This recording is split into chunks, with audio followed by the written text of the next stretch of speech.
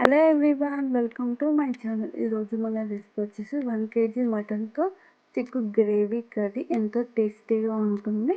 దానికి ముందు ఒక కుక్కర్ పెట్టుకొని 4 టేబుల్ స్పూన్ ఆయిల్ యాడ్ చేసి ఆయిల్ బాగా హీట్ అయిన తర్వాత సన్నగా కట్ చేసుకొని పెట్టుకొని 4 మీడియం సైజ్ ఆనియన్స్ కోసం మెత్తపడిన తర్వాత 2 టేబుల్ స్పూన్ అల్లం పేస్ట్, 2 టేబుల్ స్పూన్ సాల్ట్ వేసిన తర్వాత గోల్డెన్ కలర్ వచ్చేస్తుంది. అల్లం పచ్చివాసన పోయిన తర్వాత ఫ్రెష్గా కడుక్కొని పెట్టుకున్న 1 kg మటన్ని యాడ్ చేసేసేయండి.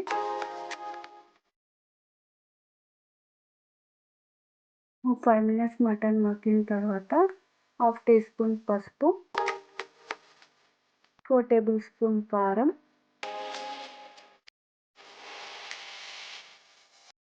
బాగా మిక్స్ చేసుకున్న తర్వాత కొంచెం కొత్తిమీర, పుదీనా, కరివేపాకు యాడ్ చేసి మిక్స్ చేయండి. ఇప్పుడు ఒక చిన్న మసాలా అండి. ఇంచు చెక్క, 4 ఇలాచి, 4 లవంగాలు పొడి చేసి పక్కకు ఉంచుకోండి. ఇప్పుడు 4 పచ్చిమిర్చి యాడ్ చేసేసి ఒక 5 minutes కుక్ చేయండి. ఇప్పుడు చెక్క, లవంగా, ఇలాచి పౌడర్ యాడ్ చేయండి.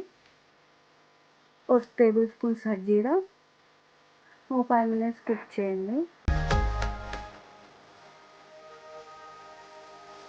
5 minutes కుక్ అయిన తర్వాత హాట్ వాటర్ 2 glasses యాడ్ చేయండి. హాట్ వాటర్ వేసుకోవడం వల్ల ముక్క సాఫ్ట్ అవుతుంది, మటన్ తొందరగా ఉడుకుతుంది.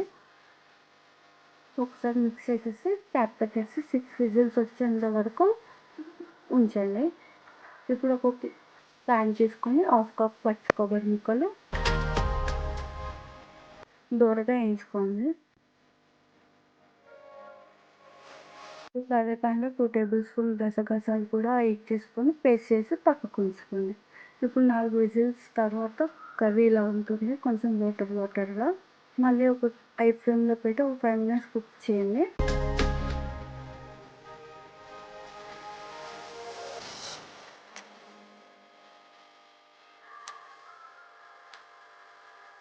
ఇప్పుడు దీంట్లో మనం ముందుగానే నూరుకున్న కొబ్బరి గసగసాల పేస్ట్ని కూడా యాడ్ చేసేయండి.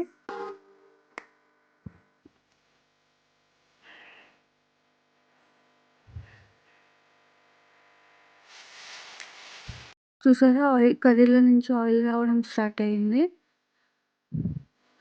మధ్యలో తిప్పుతూ అడుగంటనివ్వకుండా తిప్పుకోండి. కర్రీలో నుంచి ఆయిల్ మొత్తం సపరేట్ అయిన తర్వాత కొంచెం పుదీనా, కొంచెం కొత్తిమీర యాడ్ చేసేసుకొని దింపేసుకోండి. అంతే, మన కర్రీ అయిపోయింది.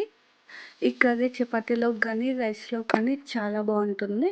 తప్పకుండా ట్రై చేయండి. మీకు కనుక ఈ రెసిపీ నచ్చినట్లయితే లైక్ చేయండి, కామెంట్ చేయండి, తప్పకుండా సబ్స్క్రైబ్ చేసుకోండి. Thank you for the watching.